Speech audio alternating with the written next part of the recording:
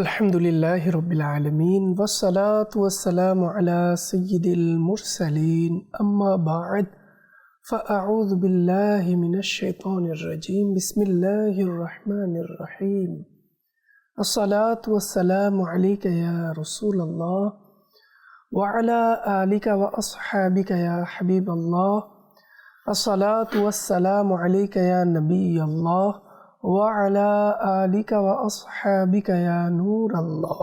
মাদানী চ্যানেলের দর্শকবৃন্দ, অনুষ্ঠান উপদেশপূর্ণ ঘটনায় আপনাদের সবাইকে যে যেখানেই আছেন, দূর কাছে, দেশে বিদেশে সকল প্রবাসী ইসলাম ভাইদেরকে জানাই হৃদয়ের স্থল থেকে একরাশ প্রীতি ও শুভেচ্ছা।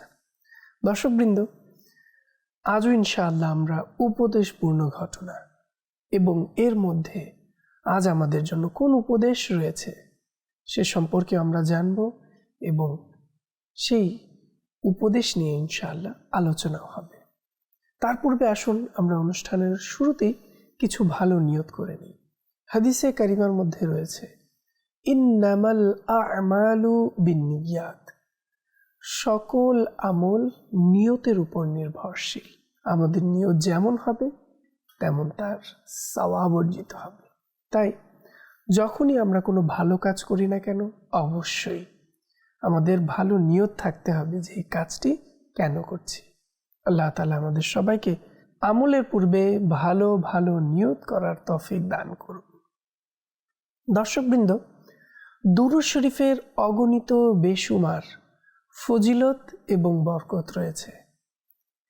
আল্লাহ রাসূল সাল্লাল্লাহু তাআলা আলাইহি ওয়াসাল্লামের উপর দুরূদ শরীফ প্রেরণের অসংখ্য ফজিলত আমরা মাদানী চ্যানেলের মাধ্যমে অনেকেই জানি, শুনি। আসুন আজ সেই অসংখ্য দুরূদ শরীফের ফজিলতের মধ্যে আমরা একটি দুরূদ শরীফের ফজিলত জানব।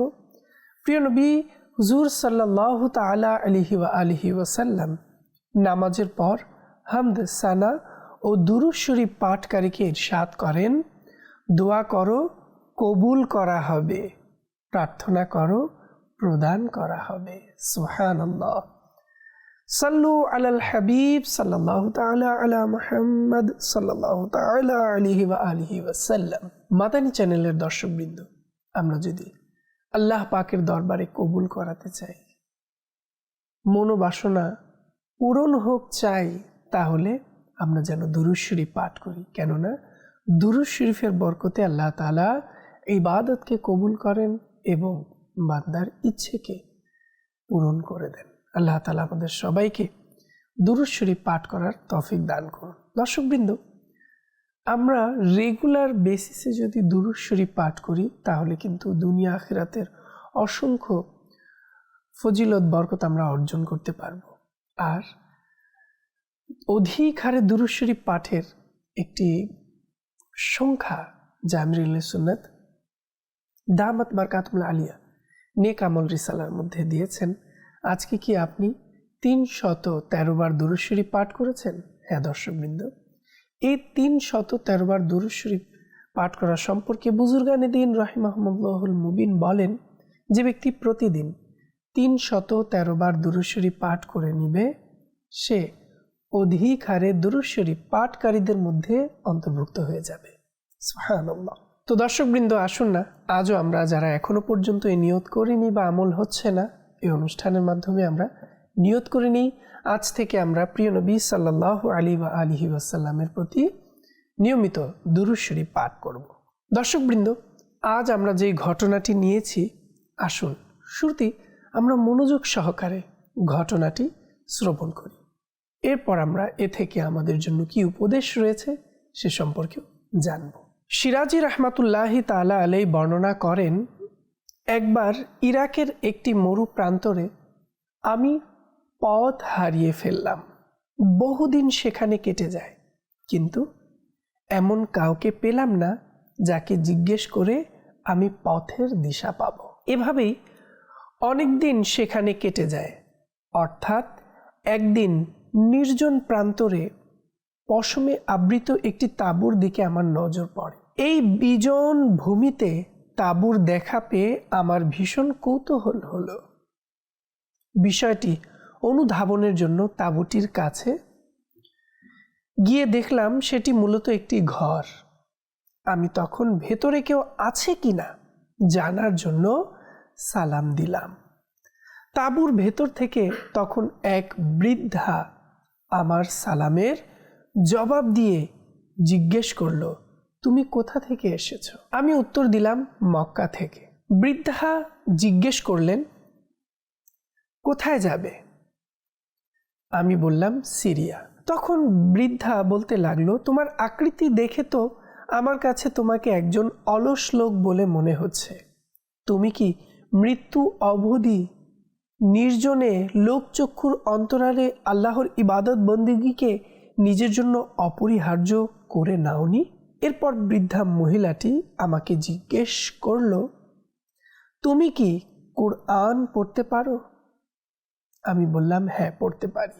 তখন বৃদ্ধা বলল, তাহলে সূরা ফুরকানের শেষ আয়াতটি আমাকে পড়ে শোনাও। আমি তখন সূরা ফুরকানের শেষ আয়াতটি তাকে পড়ে শোনালাম। আয়াতগুলো শুনে সে ফুপিয়ে কাঁদতে আরম্ভ করলো। এক সময় কাঁদতে কাঁদতে সে বেহুশ হয়ে গেল। আমি তার হুঁশ ফেরার অপেক্ষায় বসে রইলাম। রাতের একাংশ অতিবাহিত হয়ে যাওয়ার পর তার হুঁশ ফিরে এলো। হুঁশ ফিরতে আমি যে আয়াতগুলো তিলাওয়াত করছিলাম সে ওই আয়াতগুলো তিলাওয়াত করতে আরম্ভ করে দিল। এরপর আমার দিকে তাকিয়ে বলল, তুমি আবার আয়াতগুলো আমাকে পড়ে শোনাও। তার কথা মতো আমি আবারও তাকে আয়াতগুলো তিলাওয়াত করে শোনালাম। তিলাওয়াত শোনা মাত্র পূর্বের মতো আবারও সে বেহুশ হয়ে গেল, কিন্তু এবার দীর্ঘ সময় কেটে গেলেও তার হুঁশ ফিরে এলো না। আমি তখন মনে মনে বললাম, সে তো একজন নারী, সে জীবিত আছে কিনা মরে গেছে তা আমার পক্ষে কিভাবে পরীক্ষা করে দেখা সম্ভব। তাই আমি তাকে এই অবস্থায় রেখেই বাড়িটি ত্যাগ করে পথ চলতে লাগলাম। আধা মাইল যেতে না যেতেই কয়েকজন বেদুইনের সঙ্গে আমার সাক্ষাৎ হলো। আমাকে দেখে দুটি ছেলে ও একটি মেয়ে আমার দিকে এগিয়ে এলো। এরপর তাদের মধ্য থেকে একটি ছেলে আমাকে জিজ্ঞেস করলো, আপনি কি বিজন প্রান্তরে কোনো ঘরের দেখা পেয়েছিলেন? আমি বললাম, হ্যাঁ, পেয়েছি। সে বলল, সে ঘরে কি আপনি গিয়েছিলেন? আমি বললাম, হ্যাঁ, গিয়েছি। সেখানে কি আপনি কোরআন তিলাওয়াত করেছিলেন? আমি বললাম, হ্যাঁ, করেছি। তখন ছেলেটি বলল, কাবার রবের শপথ করে বলছি, আপনি তো সেই বৃদ্ধা মহিলাটিকে মেরে ফেলেছেন। তার কথা শুনে তৎক্ষণাৎ আমি তাদের নিয়ে সেই বাড়িটিতে ফিরে এলাম। আমাদের সাথে থাকা মেয়েটি তাকে পরীক্ষা করে দেখল, সত্য সত্যই সে মরে গেছে। যুবকটি কিভাবে জানল বৃদ্ধা মহিলাটি মরে গেছে? এ ভেবে আমি ভীষণ অবাক হলাম। মেয়েটিকে তাই আমি জিজ্ঞেস করলাম, এ ছেলে দুটির পরিচয় কি? সে বলল, এই মহিলাটি ছেলে দুটির বোন। দীর্ঘ 30 বছর যাবৎ মহিলাটি কোনো মানুষের সঙ্গে কথা বলেনি। প্রতি 3 দিন পর পর সে একবার খাবার ও পানীয় গ্রহণ করত। মাদানী চ্যানেলের দর্শকবৃন্দ, শুনলেন এই যে ঘটনাটি, এই ঘটনা থেকে রয়েছে আমাদের জন্য এক উপদেশ, আর তা হচ্ছে, আজ আমরা দুনিয়ার চাকচিক্যে, দুনিয়ার লোভ লালসায় নিজেদেরকে এমনভাবে আখিরাত বিমুখ আমরা হয়ে গেছি যে আল্লাহ তাআলার ইবাদত বন্দিগিকে নিজেদের জন্য অপরিহার্য মনে করি না। আর সেটাই সেই বৃদ্ধা আমাদেরকে বোঝাতে চেয়েছেন, এবং তিনি কিভাবে আল্লাহ তাআলার ভয়ে কাঁদতে কাঁদতে কোরআনের তিলাওয়াত শুনে দুনিয়া থেকে বিদায় নিলেন। যেন তিনি এই বার্তা দিচ্ছেন, এই দুনিয়াতে থেকে আমাদেরকে আল্লাহ তাআলার ভয়ে কাঁদতে হবে, আমাদেরকে ইবাদত বন্দিগির দিকে মনোযোগী হতে হবে, আল্লাহ তাআলার সন্তুষ্টির দিকে আমাদের দৃষ্টি রাখতে হবে, না হয় সেই আখিরাতে আমাদের কান্না করতে হবে। দর্শকবৃন্দ, আসলেই কান্না, আল্লাহ তাআলার প্রতি ভয় বান্দাকে আখিরাতে বিপদ থেকে বাঁচিয়ে দেয়। আর আমরা যদি তা থেকে বিমুখতা হয়ে যাই, অর্থাৎ আখিরাতের প্রতি উদাসীন হয়ে যাই, তাহলে আমাদের ধ্বংস অনিবার্য। আর এ বিষয়ে আপনাদেরকে কিছু হাদিসে কারিমা এবং বুজুর্গানে দিনের কওল উপস্থাপন করব।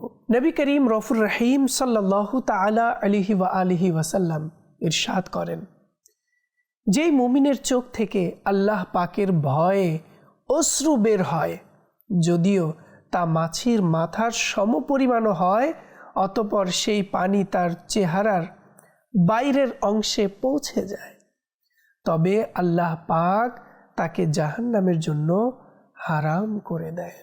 আল্লাহ আল্লাহ। মাদানী চ্যানেল দর্শকবৃন্দ, আমরা শুনছি যে চোখের পানি, ক্রন্দন আল্লাহ তাআলার দরবারে কত বড়। আল্লাহ আল্লাহ। হুজ্জাতুল ইসলাম ইমাম আবু হামিদ মুহাম্মদ বিন মুহাম্মদ গাজ্জালি রহমতুল্লাহি তাআলা আলাইহি উদ্ধৃত করেন, হযরত ইব্রাহিম খলিলুল্লাহ আলাইহিস সালাম যখন নামাজের জন্য দাঁড়াতেন, তখন ক্ষুধাভীতির কারণে এমনভাবে কান্নাকাটি করতেন যে 1 মাইল দূর পর্যন্ত তার বুকের ভেতরের গড় গড় আওয়াজ শোনা যেত। আল্লাহ আল্লাহ। আল্লাহ রসুল সাল্লাল্লাহু তাআলা আলাইহি ওয়া আলিহি ওয়াসাল্লাম সহ সকল আম্বিয়া কেরাম নিষ্পাপ, মাসুম, তারপরেও তারা আল্লাহ তাআলার দরবারে কেমন কান্না করতেন। হ্যাঁ দর্শকবৃন্দ, সুবহানাল্লাহ। আল্লাহ পাকের নিকট যার মর্যাদা যত বেশি হয়ে থাকে, সে তত বেশি আল্লাহ পাকের ভয়ে ভীত হয়ে থাকে। সুবহানাল্লাহ। যেমনটা এখনই আপনারা শুনতে পেলেন যে হযরত ইব্রাহিম খলিলুল্লাহ আলাইহিস সালাম এর কান্নাকাটির অবস্থা কেমন ছিল। তার মহান মর্যাদার কথাই বা কি বলবো। জি হ্যাঁ, আমাদের প্রিয় নবী হুজুর সাল্লাল্লাহু তাআলা আলাইহি ওয়া আলিহি ওয়াসাল্লাম এর পর সমগ্র সৃষ্টি জগতে হযরত ইব্রাহিম আলাইহিস সালামই উত্তম। যেমনটি ফকিহে মিল্লাত হযরত আল্লামা মাওলানা মুফতি জালালউদ্দিন আমজাদি রহমতুল্লাহি তাআলা আলাইহি ইসলামী তালিম কিতাবের মধ্যে বলেন, রাসূল পাক সাল্লাল্লাহু তাআলা আলাইহি ওয়া আলিহি ওয়াসাল্লাম এরপর সবচেয়ে উচ্চ মর্যাদার অধিকারী হলেন হযরত ইব্রাহিম খলিলুল্লাহ আলাইহিস সালাতু ওয়াস সালাম, অতঃপর হযরত মুসা কালিমুল্লাহ আলাইহিস সালাতু ওয়াস সালাম, অতঃপর হযরত ঈসা রুহুল্লাহ আলাইহিস সালাতু ওয়াস সালাম এবং হযরত নূহ নজিউল্লাহ আলাইহিস সালাতু ওয়াস সালাম। এই নবীগণকে উলুল আজম বলা হয়ে থাকে। সুবহানাল্লাহ। দর্শকবৃন্দ, আল্লাহ তাআলার দরবারে কান্না করা এটা যে সৌভাগ্যের বিষয়, এটা অনেক বড় আল্লাহ তাআলার দরবারে নৈকট্যের একটি মাধ্যম। শুনুন শুনুন, হযরত ইয়াহইয়া আলাইহিস সালাতু ওয়াস সালাম যখন নামাজের জন্য দাঁড়াতেন, তখন ক্ষুধাভীতিতে এমনভাবে কান্না করতেন যে বৃক্ষ মাটির ঢিলাও সাথে কান্না করতে থাকত। এমনকি তার শ্রদ্ধেয় আব্বাজান হযরত জাকারিয়া আলাইহিস সালাতু ওয়াস সালাম তাকে দেখে কান্না করতেন, এক পর্যায়ে বেহুশ হয়ে যেতেন। লাগাতার প্রবাহিত হওয়া অশ্রুর কারণে হযরত ইয়াহইয়া আলাইহিস সালাতু ওয়াস সালাম এর গাল মুবারকে ক্ষত হয়ে গিয়েছিল। তার শ্রদ্ধেয়া আম্মাজান রহমতুল্লাহি তাআলা আলাইহা তার পবিত্র গালে উলের ব্যান্ডেজ লাগিয়ে দিতেন। তবুও তিনি আলাইহিস সালাম যখনই নামাজের জন্য দাঁড়াতেন, কান্না শুরু করে দিতেন, যার ফলে সেই উলের ব্যান্ডেজ ভিজে যেত। শ্রদ্ধেয় আম্মাজান রহমতুল্লাহি আলাইহা তা শুকানোর জন্য যখন নিংড়াতেন আর তিনি আলাইহিস সালাম নিজের চোখ দিয়ে বের হওয়া পানি মায়ের বাহুতে গড়াতে দেখতেন, তখন আল্লাহ পাকের দরবারে এভাবে আরজ করতেন, হে আল্লাহ পাক, এগুলো আমার চোখের পানি, ইনি হলেন আমার মা এবং আমি হলাম তোমার বান্দা, আর তুমি হলে আরহামুর রাহিমিন, অর্থাৎ সবচেয়ে বেশি দয়ালু। দর্শকবৃন্দ, আসলেই আল্লাহ তাআলার দরবারে কান্না অনেক গুরুত্ব বহন করে এবং এর ফজিলত কি, আল্লাহ তাআলার দরবারে কান্নাকাটি বান্দাকে কি মর্যাদা প্রদান করে, আসুন এ সম্পর্কে আমরা শুনি। হযরত ইয়াহইয়া আলাইহিস সালাতু ওয়াস সালাম একবার কোথাও হারিয়ে গেলেন। তার শ্রদ্ধেয় পিতা হযরত জাকারিয়া আলাইহিস সালাম 3 দিন ধরে খুঁজতে থাকেন। অবশেষে এক জায়গায় এই অবস্থায় দেখলেন যে একটি খনন করা কবরে দাঁড়িয়ে কান্না করছেন। বললেন, হে আমার প্রিয় পুত্র, আমি 3 দিন ধরে খুঁজছি আর তুমি এখানে কবরে দাঁড়িয়ে অশ্রু প্রবাহিত করছো। আরজ করলেন, আব্বাজান, আপনি কি আমাকে বলেননি যে জান্নাত ও জাহান্নামের মাঝখানে একটি উপত্যকা রয়েছে, তা সেই অতিক্রম করতে পারবে যে অধিক হারে কান্না করবে। তখন তিনি আলাইহিস সালাম বললেন, আমার বৎস, কান্না করো, এবং এই বলে নিজেও তার সাথে কান্না করতে লাগলেন। আল্লাহ আল্লাহ, যে ব্যক্তি সেই উপত্যকা অতিক্রম করবে সেই তো সফল কাম হবে। আল্লাহ তাআলা আমাদের সবাইকে আল্লাহ তাআলার ভয়ে, আল্লাহ তাআলার প্রেমে, আল্লাহ তাআলার স্মরণে কান্না করার তৌফিক দান করুন। দর্শকবৃন্দ, প্রিয় নবী হুজুর আকরাম সাল্লাল্লাহু তাআলা আলাইহি ওয়া আলিহি ওয়াসাল্লাম ইরশাদ করেন, আল্লাহ পাকের কতিপয় ফিরিস্তা এমন রয়েছে যাদের পার্শ্বদেশ আল্লাহ পাকের ভয়ে কাঁপতে থাকে। তাদের চোখ থেকে পতিত প্রতিটি অশ্রুর ফোঁটা থেকে একজন ফিরিস্তা জন্ম হয়, যারা দাঁড়িয়ে নিজের প্রতিপালকের পবিত্রতা বর্ণনা করা শুরু করে দেয়। আল্লাহ আল্লাহ আল্লাহ। প্রিয় নবী হুজুর আকরাম সাল্লাল্লাহু তাআলা আলাইহি ওয়া আলিহি ওয়াসাল্লাম ইরশাদ করেন, খোদা ভীতিতে ক্রন্দনকারী কখনোই জাহান্নামে প্রবেশ করবে না। সুবহানাল্লাহ। এমনকি দুধ স্তনে ফিরে আসবে। প্রসিদ্ধ মুফাসসির হাকিমুল উম্মত মুফতি আহমদ ইয়ার খান নাইমি রাহমাতুল্লাহি তাআলা আলাইহি এই হাদিসে পাকের আলোকে বলেন, অর্থাৎ যেমন দহন করা দুধ স্তনে ফিরে আসা অসম্ভব, তেমনি সেই ব্যক্তির জাহান্নামে যাওয়া অসম্ভব।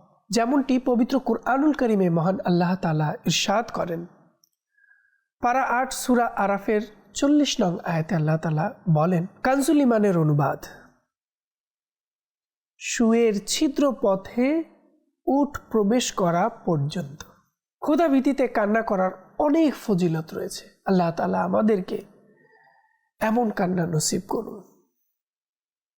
মাদানী চ্যানেলের দর্শকবৃন্দ, আসলে আজ আমরা হাসি ঠাট্টা মশকরা বিভিন্ন ধরনের হাসি খুশি জীবনযাপনের মধ্যে স্বস্তি বোধ করি।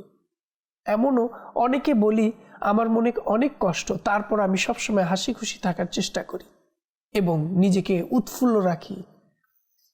কোথাও এই হাসি খুশি আমার নেকিগুলো তো ছিনিয়ে নিচ্ছে না, কোথাও এই হাসি খুশি গুনাহের দিকে চলে যাচ্ছে না, কোথাও আমাদের দুনিয়ার প্রতি লোভ থাকার কারণে কান্নার নিয়ামত থেকে আমরা বঞ্চিত হচ্ছি না তো? হ্যাঁ দর্শকবৃন্দ, যদি এমনটি হয় তাহলে আমাদের কি অবস্থা হবে? মাদানী চ্যানেলের দর্শকবৃন্দ, আসুন না আমরাও আল্লাহ তাআলার ভয়ে নিজের অন্তরে এবং বাহ্যিকভাবেও কান্নার চেষ্টা করি। কেননা আমরা কেউ এটা বলতে পারবো না কেউ আমরা পবিত্র, বরং আমাদের মিনিটে মিনিটে ঘন্টায় ঘন্টায় দিন প্রতিদিন গুনাহ হতেই থাকে। আর এই গুনাহ স্মরণ করে যদি আমরা কান্না করি, হয়তো আমাদের তওবা নসিব হয়ে যেতে পারে, গুনাহ থেকে বেঁচে যাওয়ার সেই মন মানসিকতা আমাদের চলে আসতে পারে। আল্লাহ তাআলা আমাদের সবাইকে তৌফিক দান করুন। দর্শকবৃন্দ, হযরত আনাস রাদিয়াল্লাহু তাআলা আনহু থেকে বর্ণিত, রাসূলে পাক সাহিবে লাওলাক হুজুর সাল্লাল্লাহু তাআলা আলাইহি ওয়া আলিহি ওয়াসাল্লাম ইরশাদ করেন, যে ব্যক্তি আল্লাহ পাকের ভয়ে কান্না করবে, আল্লাহ পাক তাকে ক্ষমা করে দিবেন। সুবহানাল্লাহ সুবহানাল্লাহ। হযরত উকবা বিন আমির রাদিয়াল্লাহু তাআলা আনহু আরজ করলেন, ইয়া রাসূলুল্লাহ সাল্লাল্লাহু তাআলা আলাইহি ওয়া আলিহি ওয়াসাল্লাম, নাজাত কি? ইরশাদ করলেন, নিজের জিহ্বাকে সংবরণ করো, অর্থাৎ নিজের মুখ সেখানেই খুলবে যেখানে লাভ হবে, ক্ষতি হবে না। দ্বিতীয়, তোমার ঘর যেন তোমার জন্য যথেষ্ট হয়, অর্থাৎ বিনা প্রয়োজনে ঘর থেকে বের হয়েও না। এবং 3, গুনাহের কারণে কান্না করো। মাদানী চ্যানেলের দর্শকবৃন্দ, আজ আমরা নিজেদের উপর চিন্তা করি, আমরা কি গুনাহ হয়ে যাওয়ার পর গুনাহের কথা স্মরণ করে, আযাবের কথা স্মরণ করে আল্লাহ তাআলার ভয়ে কান্নাকাটি করি? না, বরং আজ যদি আমরা আমাদের দিকে তাকাই তাহলে আমরা দেখতে পাই বরং গুনাহ করে করে আমরা আরো হাসি। আমরা হাসার জন্য গুনাহ করি। নাউযুবিল্লাহ।